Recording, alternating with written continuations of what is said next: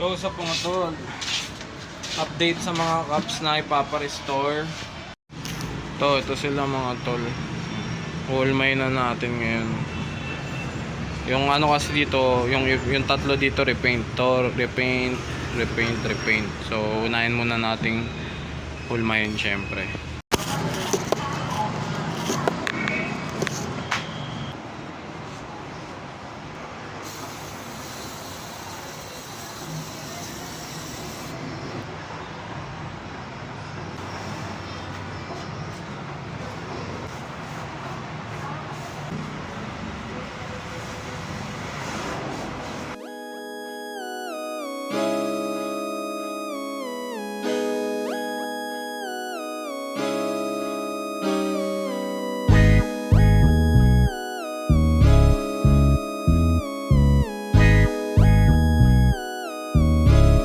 Artash on the track.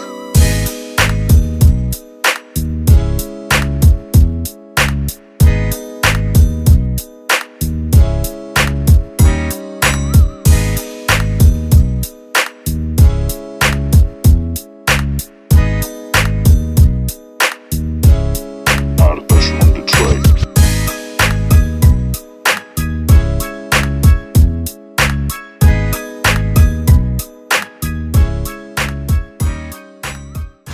Mga tol, tapos na natin whole mine, papatuyuin na lang yan. Tapos ang huling proseso is repaint. So yun, update ko na lang kayo. Yo, ito update sa mga cup, mga utol. Na-repaint na natin. So patuyuin na lang. Yung dalawang cup iniwan ko sa shop. Ayan, ito lang ang iniuwi ko. Bukas na yun, diba? Matinding repaint din ang gagawin dun. So mga tol, uwi ko to. Kanina ko pa binabrush yan para may uwi ko sa bahay kasi gagamitin ko para dun sa latag natin sa Sabano Park. Lapit na yung mga tol. So pasok ko muna to.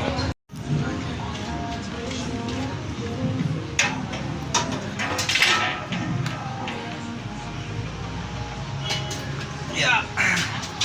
Kinuha ko lang to mga tol Kinuha ko lang sa pwesto. Kaya kung mapapansin nyo, puro kalawang yan mga tol. Puro kalawang na yan mga tol. Lumang luma na. Mahal din kasi nung ganto. Siguro yung ganto kalaki, nasa kulang 500 na siguro. Mahal yung ganto, kaya kinuha ko lang to diba? Sayang naman kung itatapon Kaya mapapakinabangan pa yan ng mga katulad natin. Diyan ko yung kinuha Ayan, bago sila may nakapwesto pa dyan, mga nagtitinda ng tsinelas. Nung umalis na bakante, binaklas ko tong isa. Dapat nga dalawa pa babaklasin ko kaso makamalata na siya masyado Pero iniwan naman na, hindi na kinuha. Iniwan na lang, pangkalakal na siguro. Kaya pumuslit lang ako ng isa.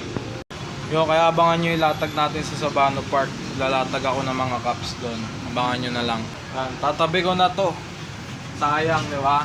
Ganyan mga diskarte para makatipid mga tol. Pwede tayong bumili nito Pwede akong bumili nito. Pero nakakita ako ng pagkakataon na makakuha. Di naman nagagamitin ng may-ari.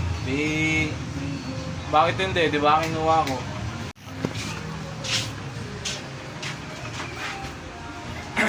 Magpapaalam ako ng maaga. Siguro alas 5 magsasara na ako kasi may pupuntahan kami ni Mrs. So kita-kits na lang mamaya.